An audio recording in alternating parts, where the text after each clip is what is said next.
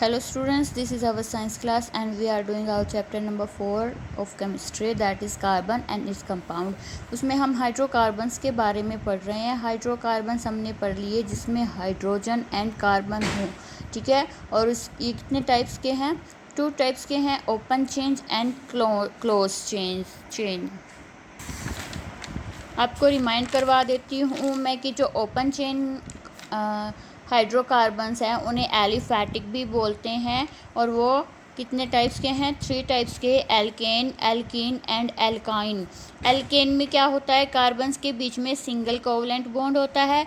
Alkene के बीच में carbon के बीच में कहीं ना कहीं डबल कोवलेंट बॉन्ड होगा और एल्काइन के बीच में कहीं भी ट्रिपल कोवलेंट बॉन्ड हो सकते हैं, ठीक है। तो इन एल्कीन और जो एल्काइन है उनको अनसैचुरेटेड हाइड्रोकार्बन्स कहते हैं। क्यों कहते हैं? क्योंकि हम उनको हाइड्रोजन दे सकते हैं। अभी वो ऐसे नहीं है कि वो और हाइड्रोजन एक्सेप्ट ना करे। जो डबल बॉन्ड और ट्रिपल बॉन्ड है उनको हम चेंज करके सिंगल बॉन्ड में चेंज कर सकते हैं हाइड्रोजन उन्हें देकर, ठीक है। इसलिए उन्हें क्या कहते हैं? अनसैचुरेटेड हाइड्रोकार्बन्स कहते हैं। जो एल्केन है वो सैचुरेटेड हाइड्रोकार्बन्स है क्योंकि उसमें कार्बन की वैलेंसी कंप्लीट है, उसे हम और हाइड्रोजन अटैच नहीं कर सकते, ठीक है। जो क्लोज चेन हाइड्रोकार्बन से वो रिंग स्ट्रक्चर बनाते हैं। आज क्लोज चेन को देख लेते हैं हम थोड़ा।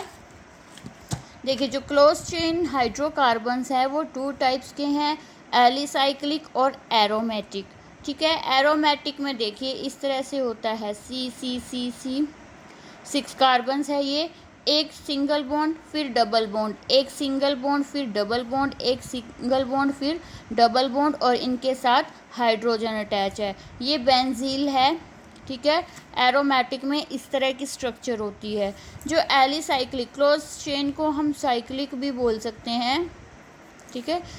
जो एलिसाइक्लिक हैं वो 3 टाइप्स के हैं। First is cycloalkane.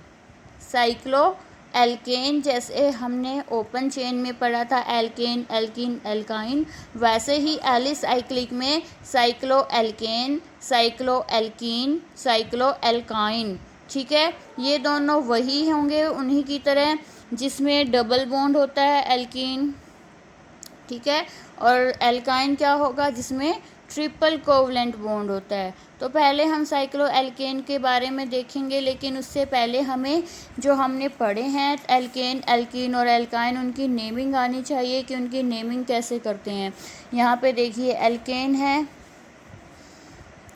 Alkene and alkyne, ठीक है। तो पहले आपको ये लर्न होना चाहिए कि कार्बन का नंबर कितना है और उसका प्रीफिक्स क्या। प्रीफिक्स मतलब जो स्टार्टिंग में लगता है, नेम के शुरू में जो लगता है उसको प्रीफिक्स बोलते हैं।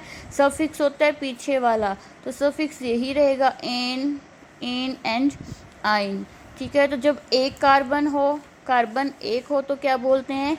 मिथ। 2 हो तो इथ, ये याद रखने हैं आपको। 3 कार्बन्स हो तो प्रोप, 4 हो तो ब्यूट, 5 हो तो पेंट, 6 हो तो हेक्स, 7 हो तो हेक्ट, 8 हो तो ऑक्ट, 9 हो तो नॉन, 10 हो तो डेक, 11 हो तो अनडेक, 12 हो तो डोडेक। वैसे आप 10 तक भी अगर लर्न कर लेते हैं तो बहुत ही अच्छी बात है। 11 हो तो अनडेक, 12 हो तो डोडेक, ठीक है। अब यहाँ पे एग्जांपल देखिए, हेक्स का एग्जांपल लेते हैं हम। जब हेक्स हो गए तो इसका मीनिंग क्या है कि उसमें 6 कार्बन्स हैं, ठीक है। अब एल्केन और हेक्स 6 कार्बन है तो इसका हेक्स प्रीफिक्स है और एन है सफिक्स, तो क्या नेम बन गया? हेक्सेन, ठीक है।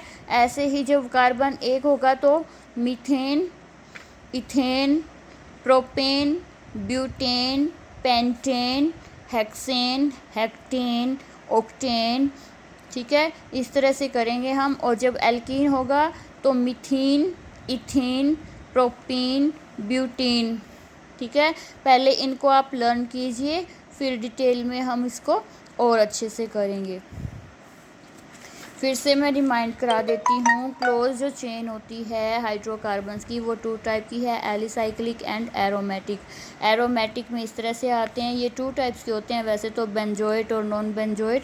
ठीक है, ये बेंजील की स्ट्रक्चर है। एलिसाइक्लिक हैं वो 3 टाइप्स के हैं, साइक्लो एल्केन, साइक्लो एल्कीन और साइक्लो एल्काइन।